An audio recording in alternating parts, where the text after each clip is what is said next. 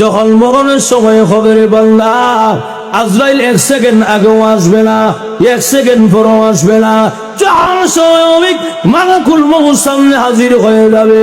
অতএব ও বানিয়াচং তাতারি মহল্লার মানুষ, ফিরে আনো হুশ। আমি একটা কবিতা কয়া যাই, তবে আমার কবিতা ওই দেখা যায় তাল গাছ হবে না, আমার কবিতা হবে ওই দেখা যায় কবরস্থান, ওই আমাদের ঘর, ওইখানেতে থাকতে হবে সারা জীবন ভর। ঠিক না? ওই দেখা যায় কবরস্থান, ওই আমাদের ঘর, ওইখানেতে থাকতে হবে সারা জীবন ভর। ও কবর তুই চাস কি? টাকা পয়সা নেসনি, সুদ ঘুষ কাসনি? বলে না, টাকা পয়সা নেই না, সুদ ঘুষ খাই না, মুমিন বান্দা পাই না।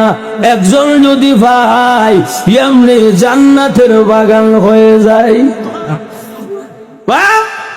এজন্য আল্লাহর রাসূল আরেক হাদিসের মধ্যে বলেন, আল কবরু রাউযাতুম মিন রিয়াজিল জান্নাহ আও হুফরাতুম মিন হুফারিন নার।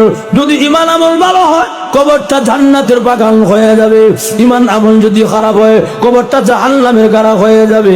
ভাইয়ারা আমার, জাহান্নাম এবং জান্নাত দুইটা অপশন দেওয়া আছে ভাইয়ারা আমার।